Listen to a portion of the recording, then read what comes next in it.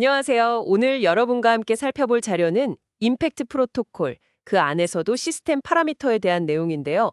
특히 ATU-샵, ATR-샵, ATS-샵 이 세 가지가 핵심입니다. 이게 언뜻 보면 좀 복잡해 보일 수 있는데 사실 AI가 여러 단계의 작업을 처리하게 만드는 아주 중요한 열쇠더라고요. 네, 맞습니다. 이게 어떻게 보면 AI의 작업 흐름을 정밀하게 제어하는 그런 메커니즘이라고 할 수 있죠. 맞아요. 그래서 오늘 저희 목표는 이 파라미터들이 정도 흐름을 어떻게 관리하고 또 이게 왜 중요한지 한번 깊이 파헤쳐 보는 겁니다. 단순히 요청하고 답받는 걸 넘어서는 거죠. 그렇죠. AI한테 어떤 의미에서는 작업 기억 같은 걸 부여한다고 볼 수도 있겠네요. 오, 작업 기억 좋은 비유네요. 자, 그럼 ATU-샵부터 시작해 볼까요? 이게 자료 보니까 사용자 턴 입력이래요. 그러니까 특정 단계에서 여러분이 시스템에 주는 어떤 지시나 정보 그런 거죠. 네, 바로 그겁니다. 첫 요청일 수도 있고 아니면 중간에 주는 피드백일 수도 있고요. 예를 들어 ATU1으로 이 보고서 요약해줘 할 수도 있고 나중에 AT5로 이 부분은 좀 더 자세히 이렇게 요청할 수도 있는 거죠. 아하, 그러니까 각 단계의 시작점이자 AI가 뭘 해야 할지 알려주는 트리거네요. 그렇죠. 그게 트리거가 돼서 시스템이 움직이는 거고요. 그럼 이제 AI가 반응을 해야 하잖아요. 네. 거기서 ATR-샵이 나오는 겁니다. 턴 결과. 그러니까 해당 턴이 끝났을 때 AI가 만들어낸 결과물이죠. 출력물. ATU 해시태그 주문이면 ATR 해시태그는 그 결과물이군요. 근데 흥미로운 게 이 ATR 해시태그가 그냥 딱 끝나는 결과가 아니라 다음 단계를 위한 입력으로 또 쓰일 수 있다면서요? 네, 맞아요. 그게 핵심입니다. 전체 대화 내용을 전부 다 넘기는 게 아니라 딱 그 단계에서 나온 결과, 필요한 정보만 다음 단계로 넘겨주는 방식이에요. 훨씬 효율적이겠네요. 그렇죠. 관련성 있고 이미 처리된 정보만 전달하는 거죠. 예를 들면 ATR1이 엄청 긴 원문 텍스트 전체였다면 ATR2는 거기서 뽑아낸 핵심 요약 목록 이런 식일 수 있다는 겁니다. 그런 식으로 구조화된 정보만 전달하는 거군요. AI가 집중할 수 있겠어요. 네. 자, 그리고 이제 ATS 해시태그가 있습니다. 네, 시스템 턴, 프롬프트. 이건 사용자가 준 원래 입력이랑은 좀 다른 거죠. 자료에서는 이게 그 단계에서 AI를 위한 실질적이고 좀 더 구성된 지침이라고 하던데요. 맞아요.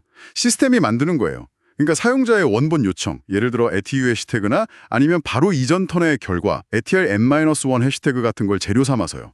재료로 쓰는군요. 네.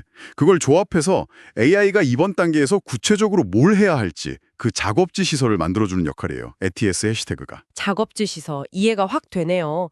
그럼 예를 들어 ATS2는 이전 결과 ATR1을 써서 최초 요청 ATU1에 맞게 요약해라. 이런 식으로 구체적인 명령이 되겠군요. 정확합니다. 그냥 요약해가 아니라 어떤 데이터를 사용해서 어떤 요구사항에 맞춰서 작업하라고 아주 명확하게 지시하는 거죠. 단계별로 AI를 안내하는 거예요. 그럼 이 전체 사이클이 여러분이 입력을 주고 그렇죠. 그걸 받아서 시스템이 이전 결과 같은 걸 참고해 구체적인 지시를 만들고 AI는 그 지시에 따라 결과를 내놓고 그리고 그 결과는 또 다음 입력이나 다음 지시의 재료가 되고 이런 순환이네요. 네, 바로 그겁니다. 그게 설명된 임팩트 사이클의 핵심이에요.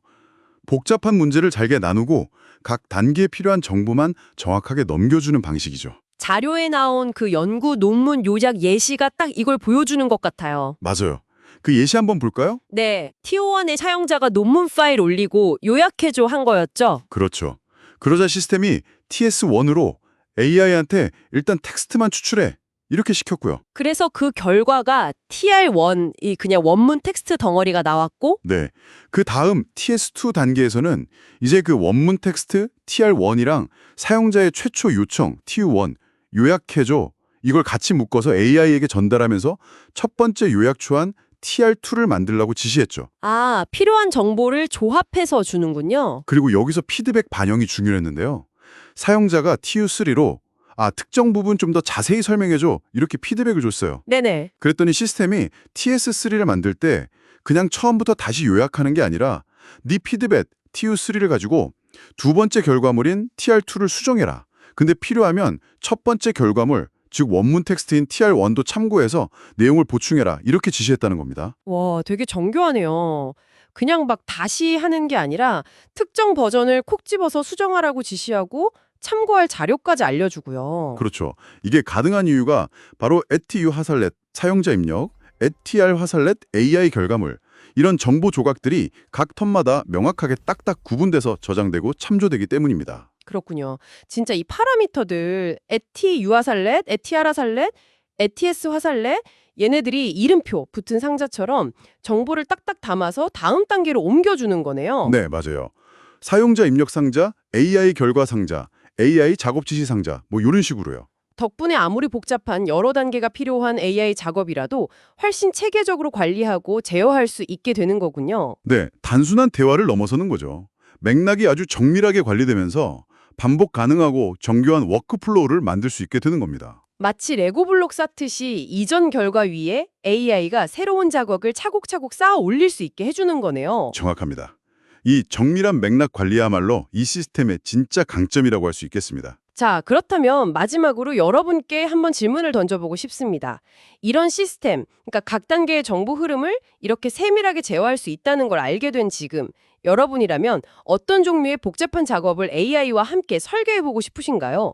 단순 요약을 넘어서 뭐 여러 단계의 분석이나 아니면 창작 과정 같은 것도 가능할 것 같고 한 번쯤 생각해보시면 재밌을 것 같습니다.